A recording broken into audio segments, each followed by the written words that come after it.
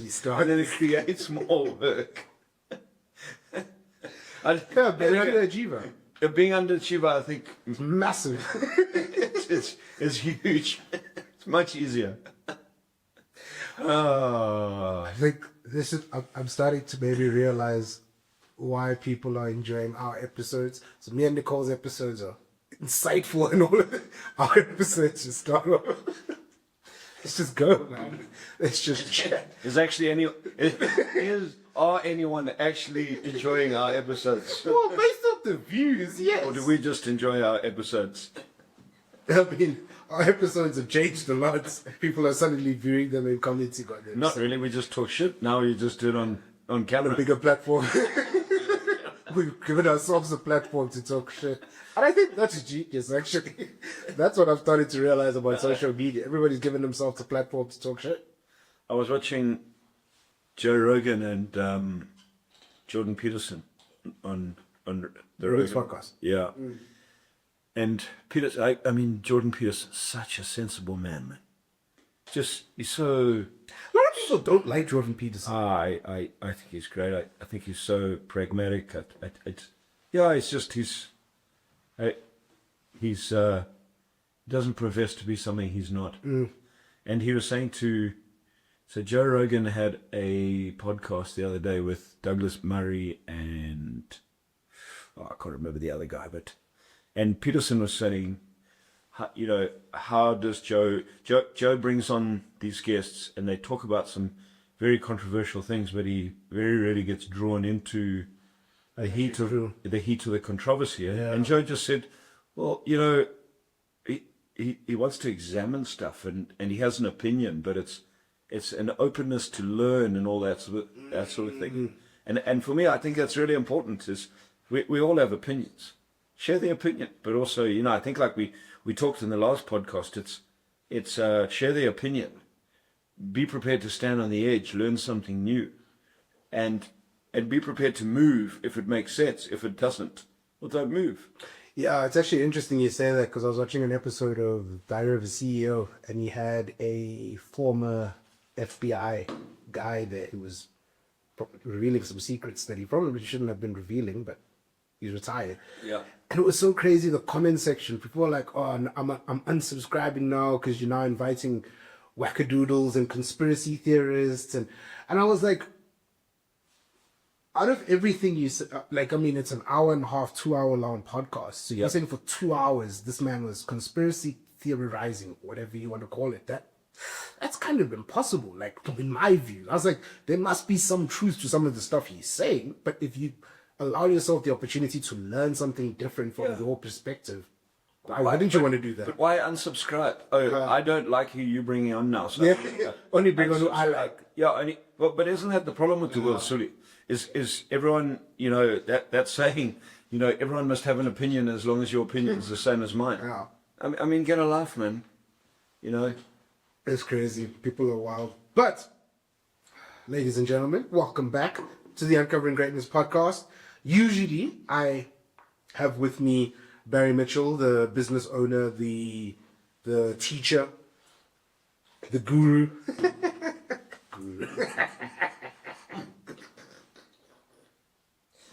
Oh, that word. The way that word has evolved. But today I have with me Barry Mitchell, the author. Different people. I'm going to break you down into different people today. I need help. How many identities do I have?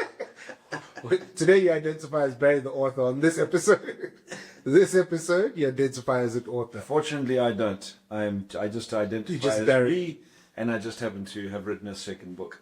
The second book, bang! The Salesman's Journey. I'm quite excited about this, actually.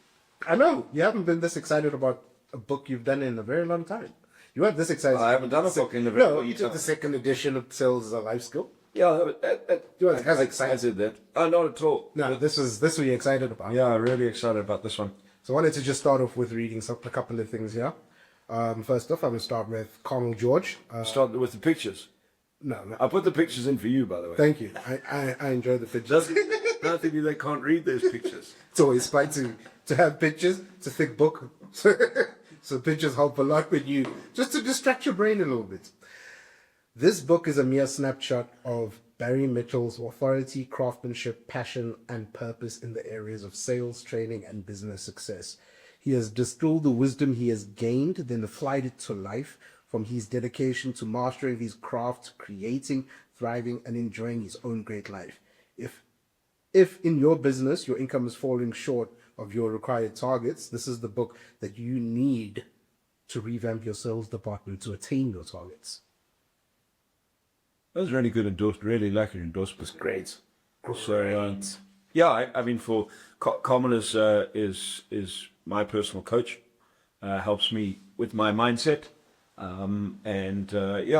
she gave some amazing feedback. So it's reading this one as well. In this book. So I didn't like this one because it was better than mine, but it is what it is.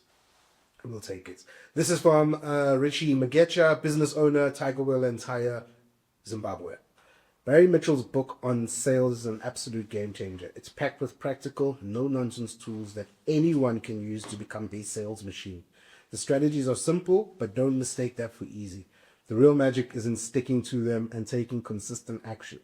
I've seen firsthand how applying Barry's principles drives real, measurable results for both individuals and businesses. This isn't just another sales book. It's a step-by-step blueprint for serious success. If you're ready to level up your sales game and your income, get into this book, follow the process, and watch what happens. That's a cracker. That is crack. that was pretty cool. And I got that. That was really cool. This is real, right? It's like it's. Well, it's interesting because as you're reading that, he says, Barry's principles. The reality is they're not really my principles. I've just distilled them into my 30 odd years of being in sales. And as I put in the book, these come from all the people that I've worked with, the Blair Singers, the Robert Kiyosaki's, Don McDivitt, the guy who wrote the foreword, countless lessons that I've learned and countless seminars that I've been to and books that I've read and taken that sort of stuff and applied it in my own life, and then taken that and put it into trading. And really that's what this is about. This is not a book on the 4 C's, the 5 P's, and the 3 G's. You can get that. You can get that online. This is it's exactly that. This is a story. This is a salesman's journey. I'm a salesman. I've been on a journey. I've been on a 32-year journey. I'm continuing to go on that journey, and it's that journey into my belief that sales is the single most important skill in life. The more I look at it, Sully, and right on the front, it says sales is the highest earning profession on the planet. And it is. However, and in the book I make that statement, the highest earning profession on the planet largely undertaken by people who are broke. Explain that to me. Well, most salespeople are broke. When I ask salespeople, what would you do if you lost your job? Guess what they tell me? Find a new job. I'll go find a new job. And I go, exactly.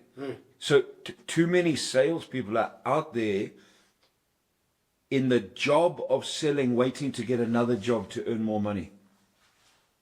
Gotcha. So let me say it again. They're in the job of selling, waiting to find another job to get more money. Another sales job. That's going to pay you more commission. I'm looking for another job. Who's going to... No, not more commission. More salary. More salary, sorry, yeah. Who's going to get paid more salary. And where the great salespeople are actually not looking for new jobs. What they're looking for is new markets, new opportunities to earn more commission, to create growth, to utilize the profession of selling to generate income. That's why, 19 years ago in Phoenix, Arizona, when I first saw Blair Singer write it on a flip chart, those words, sales equals income. That just made so much sense to me, because that's the understanding that I had 32 years ago when I sold my first car. Yeah. I sold my first car as a car salesperson after 3 weeks, and a week later I got commission. The profound understanding in my mind at that stage was, shit, if I can learn how to do this, if I can get commission by selling one car, what would happen if I could sell 10 friggin' cars? What would happen if I could sell 100 cars? Shit, I can make money. And in that moment, in my simple mind, I made the decision that whether I have a degree, don't have a degree, whether I'm black, pink, white, orange, green, purple, that doesn't matter, whether I come from this side of the railway track, that side of the railway track, whether I went to a private school or public school. It doesn't actually matter. What I realized in that moment is that if I could master this game of selling, I could generate income anywhere, anytime, any place, selling anything. And sadly, what I've seen over the years in being in business and in working with sales teams and in teaching tens of thousands of sales people how to sell, most people don't look at it like that. Sales is this job that those people do. The sales. And then what happens is people are broke and they're looking for a job. I was broke. I got sort of kicked out of home and told, go find a job. Well, what does any self-respecting failure become? Sales job. Why? Because they'd give me a job. And in the book I tell that story. I went from not being a sales rep to the very next day having an interview to a week later being given a card saying, here, you're a sales rep. I suddenly was a sales rep. What did I know about selling? Absolutely shit. But I had a card as a sales rep. Could you imagine going to a doctor? And I said, hey, sorry, were you a doctor yesterday? And you said, no, but today I got a card that says I'm a doctor. But that's how we take sales. Yeah. And then people fall into this game of sales. They don't study the game of sales. They don't invest in themselves to become masters of selling. And then you hear these things like, oh, we just do it off the cuff, and it just happens. It just happens, and goodness me, could you imagine going to the Olympic Games saying, I got a gold medal just off the cuff? Because I gifted. I winged it. You are gifted. Could you? Yeah. Would you go to a heart surgeon if he was going to wing it today? Yeah, I'm just gonna see what's going on in your chest. So we do it. So whether you're a sales rep or whether you're a business owner, you better be able to sell, because if you can't sell, you ain't gonna grow it. And that's really why I'm excited about this, because I suppose it distills what I've learned in 32 years, I suppose, in a book. You know, that's great. And I've been so excited about this book because it's finally your story is on paper. You know what I mean? I feel like I just feel it lives longer when it's written down. Yes, there's video recordings of you telling your story and all of that. But when it's on paper, it's just like so much, it just has a bigger impact, right? And when I started reading it, it took, and I don't know if I've ever told you this, but when I think I just finished high school and had my knee injury and all of that, and my mother was like, you start paying rent. I'm like, how do you expect me to start paying rent? I don't have a job.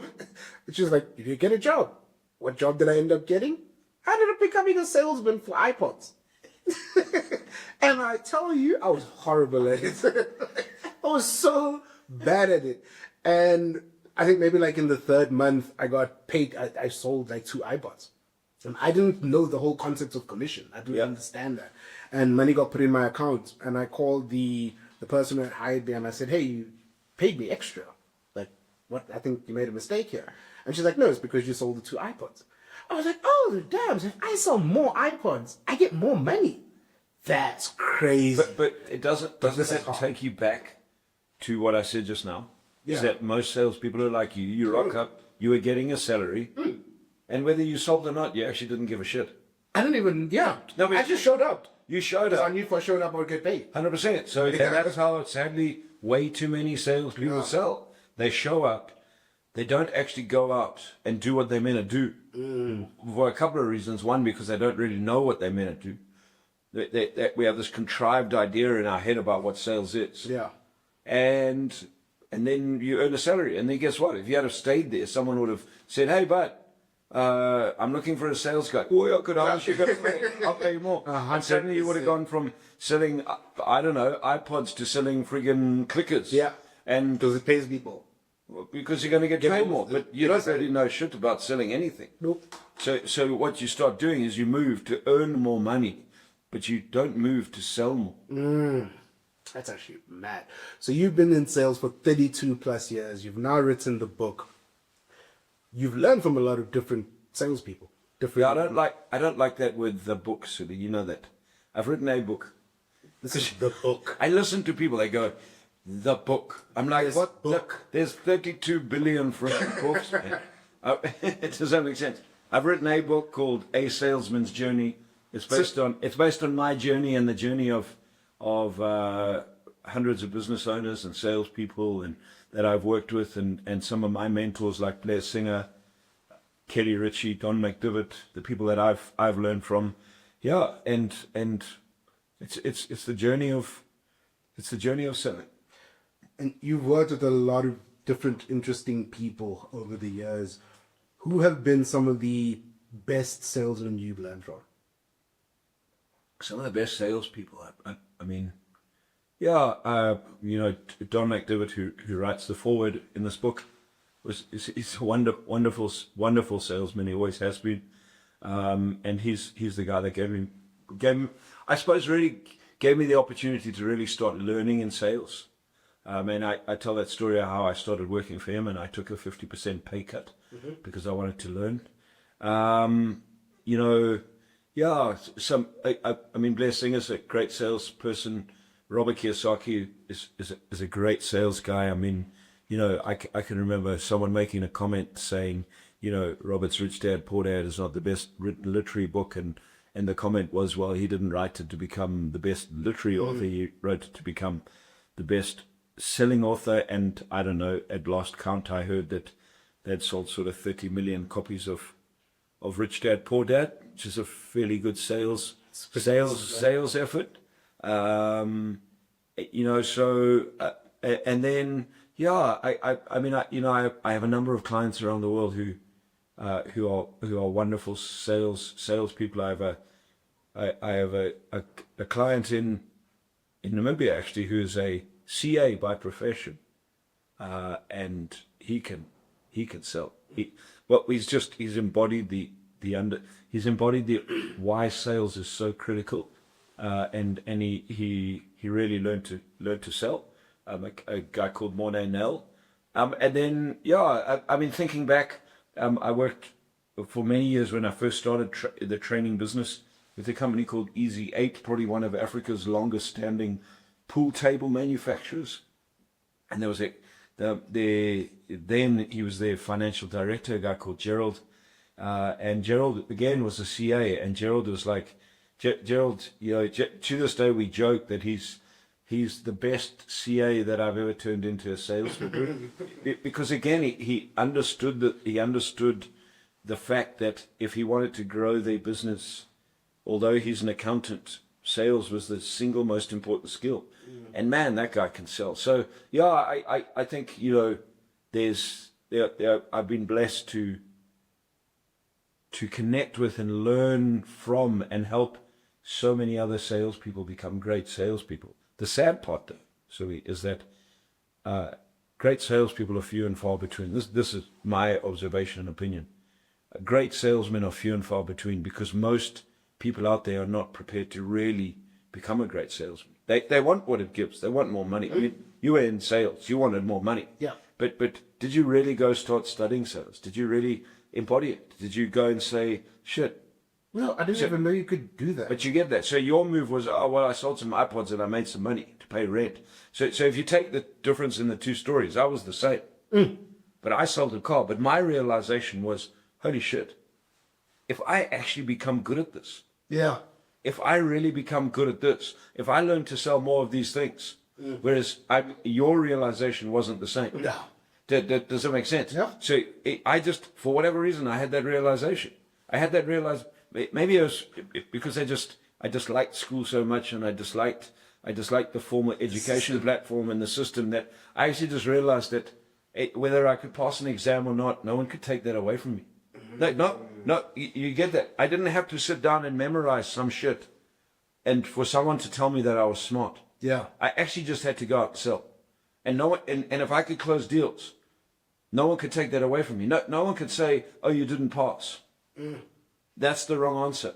Because the right answer is in the bank account. Yeah. That doesn't make sense. Yeah. And for me, it was just that was just such a driver. It was like, if I just become good at this, if I could just learn this skill, and that's how I started, and invested. I mean I've invested a lot of money, a lot of time, a lot of effort in learning over the years and learning how to sell. And You know, too many salespeople don't invest in themselves. They're waiting for their boss or their company to send them to go learn. I never waited for anyone to send me to go learn. You know, it's interesting. So, you brought up the sales equals income flip chart. Yeah. And I've actually realized that at events as well, because I'm recording and I'm, trying to be as present as I can.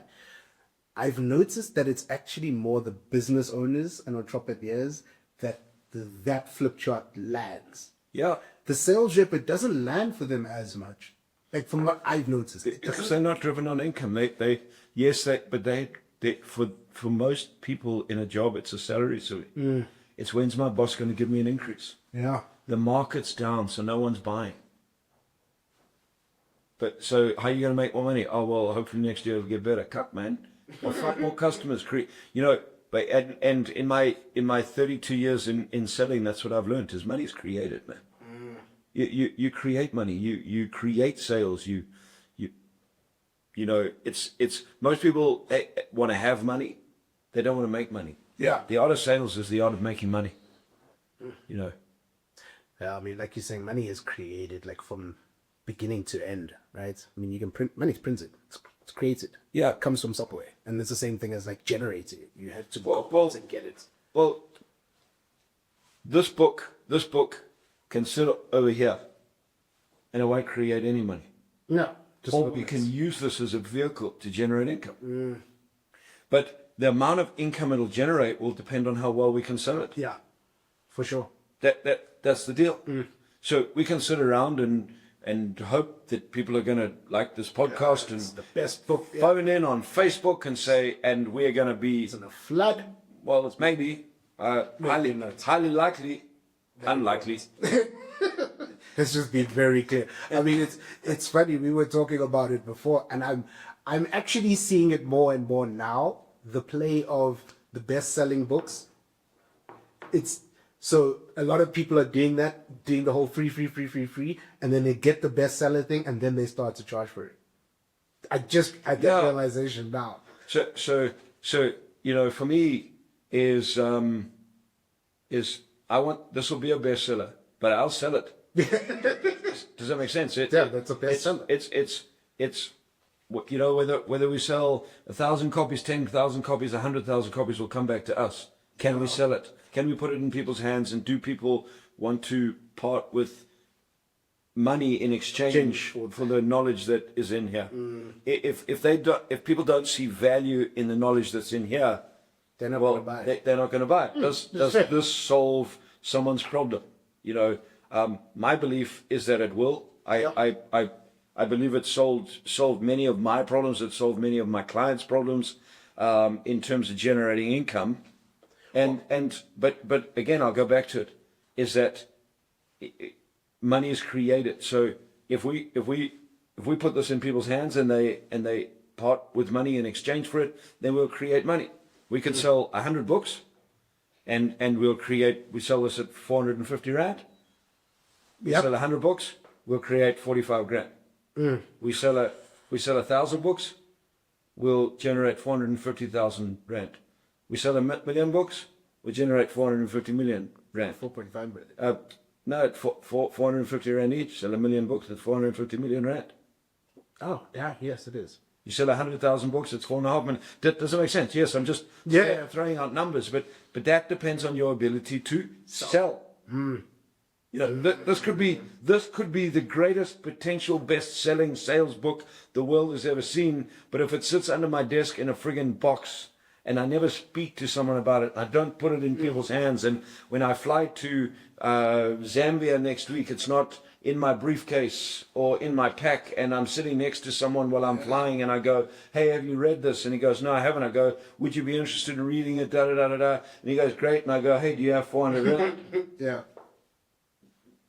What? Yeah. Well, you have 400 rand. Yes. Great. Thank you. Yeah. That's a transaction. You now you're starting to create stuff. If we can. Now you can expand that. You can put it on Amazon. You can put it, but it depends on how you want to do it. But you have to be able to sell it. Yeah. It's like anything, whether it's a book or whether it's this friggin' bottle. Doesn't matter. And it's the same as people's ideas right now, right? Everybody has these great ideas that are going to change the world, but that idea's in your head. Well, it's a wonderful saying. I first learned this from Blair in Little Voice Mastery. You know, how many times have you had a good idea in your life? Too many. How many of those good ideas do you still have? Most. Too many, because you can't sell them. Yeah. So, you know, and then you hear people, oh, that was my idea. When was it your idea? Well, 7 years ago I thought of that. And no, that guy must have stolen my idea. I didn't think he stole your idea. You just couldn't sell it. That person sold it, sold someone into it. And that's simply, that's why sales is the highest earning profession on the planet. There's not a highly successful entrepreneur on this planet that can't sell. No, and I mean, all of them talk the same thing. If you look at you can go watch any interview of any of the most successful people. All of them talk about sales, not just from the idea concept of selling the sale to. So I have this idea. I come to Barry. This is the idea. I need to sell it to you, right? If I can't sell it to you, I'm not going to move my idea from point A to point B. Yeah. It's just going to be stuck with me. And most people, I actually believe, most people don't realize that at all. This book, when it comes to sales, and I'll take what Rishi said, this book is very simple. Very simple. It's just not easy. But if you implement what's in this book, if you implement the steps that I take you through, if you implement the models that I take you through here, if you implement the mindset, and then, you know, right at the back we have a whole resource center. If you go into, if you read the book and then go into our resource center and go through the learning modules, I guarantee you, not maybe, I guarantee you will dramatically change your level of income. But I know this, most people won't apply it. No. They won't apply it. They won't sit down and say, and that's the problem with too many books. I mean, Robert Kiyosaki's book, Rich Dad Poor Dad, is an amazing book when it comes to financial literacy. But most people who bought it have read it and go, oh, that was really good. And they read something else. And then you meet them and say, oh, I've read that. Have you applied it? Well, not really. It's the application that becomes... And it's the application. And this is $100 million book. Plus. Easy. If people apply it. Read it and apply it. Yeah. And I think that is actually the tricky part, right? Because like as you're speaking there, I feel like people are going to go, oh, so you said there's learning resources at the back. So if I implement that, then I'm going to be good. And they're going to go and they're going to look at the learning resources and try and implement that without really having read the complete understanding. Get the understanding. Yeah. Get the context. Yeah, you need understand the process. Get the story. Put yourself into that story, and then start your own journey. Yeah. Or shift the journey you're on. And you know, if you're successful in sales and you want to create successful salespeople, get them on this journey, because that's what it is. Yeah. You know, it's about it. As a business or a business owner, you should be going together, right? So it's like, so if you have a sales team, you and your sales team shouldn't be reading this. Yeah. Everybody in the organization, for example, should, because as you always say, sales is not just for the sales department. But everyone sells. Yeah. So I mean, in here, in the byline here is there's timeless lessons. Timeless lessons that'll make you rich. And like I said, these aren't Barry's 7 amazing ideas that I came up with last year. These are lessons that I've learned over 30 plus years of selling and business, lessons that I've learned from all my mentors, lessons that I've learned from courses that I've been on, that I've applied and implemented and put them into the context of how I've done it, and I've created and created a book that I believe will take you through a simple process of being able to go on a journey to create success. And you have, but like a key thing is it has to be applied. It's like anything. I feel like, especially with all these personal development, self-help books, the part that people miss out on is the implementation. What? The amount of times, Sully, I speak to people, oh, I've read that and that has this kind. Have you applied it? Not yet. They can tell you all about it. Yes. But they don't apply it. Yeah. Which serves no purpose, really, does it? 100%. Well, it's a great. You have information. It's probably one of my favorite chapters in this book. Is chapter 1. Of course. That's why he started with it. Don't be a smart, stupid person. But that's the deal. Is I think there are a lot of people out there that are smart but stupid. They have so much information, but they're just not applying it. Yeah. And that's why I start right in the beginning of the book. is I start with that. It's about application. If you're going to buy the book and read it and not apply it, you're going to waste your time. Don't buy it. Yeah, rather just Go spend your $450 on something else. I don't know. Go buy some more Easter eggs or something. Because you'll get more value than not applying it. But if you do apply it, this will give you it'll give you huge returns over and over and over and over again. How do I know that? Because I've applied it and learned from it and consistently applied it back in my business, in my life, and work with countless hundreds, if thousands of salespeople and business owners. And when I watch them apply these concepts into their businesses, they've dramatically changed. Yeah. And so this is either going to be controversial or not. You decide how you want to take that. Something you've always said, and now with my path and journey, you've always said that one of the greatest salesmen of all time is Jesus Christ. Yeah. And there's this new movie out on Netflix, came out on Good Friday, called The Book of Clarence. And it's basically like, it's this guy who is in biblical times. Jesus is around at that time. Yeah. But this guy is just, his life is not great. And he sees Jesus. And he's like, how did this guy do it? Like, how did he become this guy? And people follow him and people believe him. And basically what he starts to do is he starts to say that he's the Messiah. Because he wants to be like, he needs money to pay off a debt. That's basically what it is. He has a debt he needs to pay off. So he starts to say that he's the Messiah. And he starts to do the things that Jesus... So he partners with his friend. And he says, we're going to do all the miracles that he's done. Right? So we'll bring you back from the dead. We'll make you walk. And I sat there thinking about it. And I was like, how much in terms of Jesus? So he's the bullshitting salesman. Yes. That too many salespeople think you have to be. 100%. That's exactly what he was. And without watching the movie, you saw. I'm going to hazard a guess. You saw his ass at the end of the day. Yeah, he got crucified because he was a Messiah, and the Romans couldn't find Jesus at the time, and they found him. So it's like a satiric. It's a satirical. 100%. And it was so interesting because it also made me think. At that point in time, right? So it's like a product. Let's just, and I'm not understand where I'm coming from. So let's just say Christianity, it's a product. Jesus needed to sell this to the people. He needed to show proof of concept, for example. So Jesus sold salvation. Okay.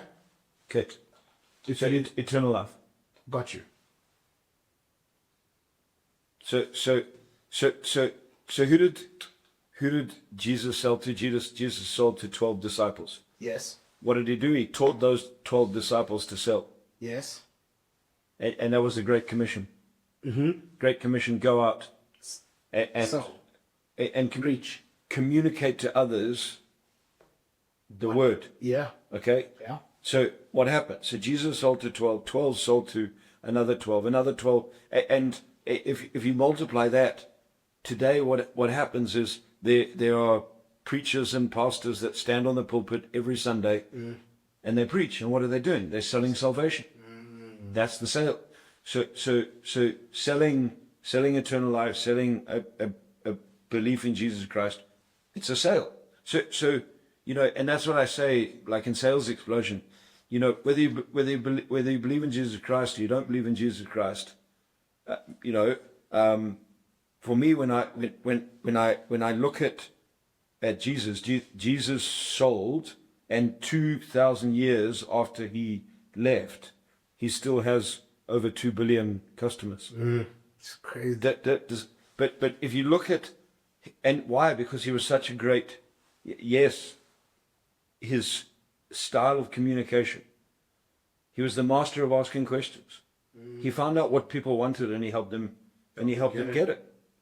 If you look at the Bible, Jesus always was asking questions of people. He just of humanity. When people, it goes back to standing on the edge, which we did in our last podcast. That's the epitome of selling, is be able to go to the edge and find out what people want and be able to get them to shift. What did Jesus do? He never attacked people, never told them they were wrong. He stood and he said, "Okay, well, tell me, if you were in this situation, how would you handle it? Don't you think it would be better to take out the log out of your own eye before?" Yeah, I mean, doesn't he say, he without sin should cast the first stone? Yeah, you must go do. He didn't say that like most people. He wasn't pitching to them. He was just, and people sold themselves like, "Oh, cuck, this guy tells the truth. Yeah. They may not have liked, but what happened? So that's the art of sales, the art of effective communication. In the words of Daniel Pink, the art of selling is the art of moving people. Jesus moved people. Yeah.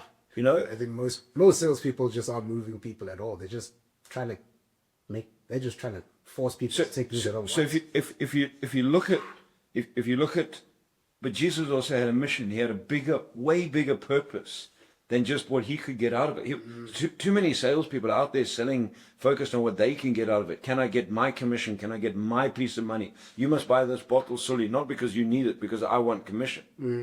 So you know, when you look at that concept, and the ability to sell. There's people selling every single Sunday. You know, and I look at it. I mean, I'm a Christian. I have that belief. So It's funny. I feel like it's the same for most religions. Like if Muhammad sold, he had to sell. everyone has to sell. They all have to sell. Because what is selling? Selling is the art of communication to move people. Yeah, not make people wrong. Not try and show that you're smarter than this and smarter. I mean, that was the crazy thing for me. Is like if I'm going to sound crazy here, but like if I was Jesus and you weren't listening to me, I'd be like, whatever they die, I don't care. Yeah, because I know, and I'm trying to help you here. Take my product. But isn't that the problem with salespeople? Is too many salespeople now going to, I'm going to convince you to take something. Well, how many people like being made wrong? How many people like being convinced that they're wrong? So what happens is it creates division. So when you go back to it, it's the art of selling. It's the art of connecting with people, finding out where they're at, finding out what they want, even if sometimes they don't know what they want, and getting them to go, oh shit, I didn't realize that I actually want this bottle, because I didn't realize I need a bottle. Now that I know that I need a bottle, not because you told me, because you put the ideas in my head, and I'm like, oh, that makes sense. Yes, I could, and that's the process. So yeah, there's not a leader on this earth that couldn't sell. No. It's not. And why? Because sales is the art of effective communication. How effectively can you communicate? And we use sales everywhere in our life, every single day. If you're married, you're selling. If you have kids, you're selling. If you're trying to date, you're selling. If you want to get a job, you're selling. If you're managing people, you're selling. And your ability, if you have kids, your ability to effectively communicate is what will get you what you want to get out of it, and what will get them to get what they need to get out of it. And yeah, that's what a salesman's journey is about. It's about building a life that you want to build, but learning the art, and probably the single most important skill. And I heard this from Robert Kiyosaki in probably the first live seminar I ever attended with him, and he said this: sales is the single most important skill in business and in life. And if you cannot sell, you cannot have a business. But you've got to understand what sales is. And that's really what I break down in this. But is what is sales? Why is it such an important skill? Why are way too many salespeople broke? And right in the back, I say this, I'll let you in on a secret that answers one of the most important questions. How do you make money? And not just money, how do you make a lot of money? It's just a little secret, but it'll change your business and your life. And that's really what this is. What you want to do with the money you make is up to you. But you want to do anything in the world, you need money, chum. True story. True freaking story. Ladies and gentlemen, this has been Salesman's Journey with author Barry Mitchell. A Salesman's Journey is available on www.uncoveringgreatness.com. It is the launch special still going on. You don't want to miss it, because once the launch special is done, it's done. It's game over. We're not giving things away for free. You want to learning also requires money. And I think people, because we grew up, and you've said this is something you've taught me, is that people spend, because we go to school and we never have to pay for school or our schooling, when we get out of school, we don't understand that to learn and to learn how to make a difference in your own life, you're gonna have to spend some money. $450, actually 400 Rand is this. Look, this is the bonus special. You can grab it on our website. Does that include delivery? That includes delivery. That includes delivery. $400, 400 Rand, including delivery, anywhere in South Africa. Anywhere in South Africa. Anywhere in South Africa, $400, including delivery. It's up to you. See you guys next week. Be awesome. Look forward to walking the journey with you.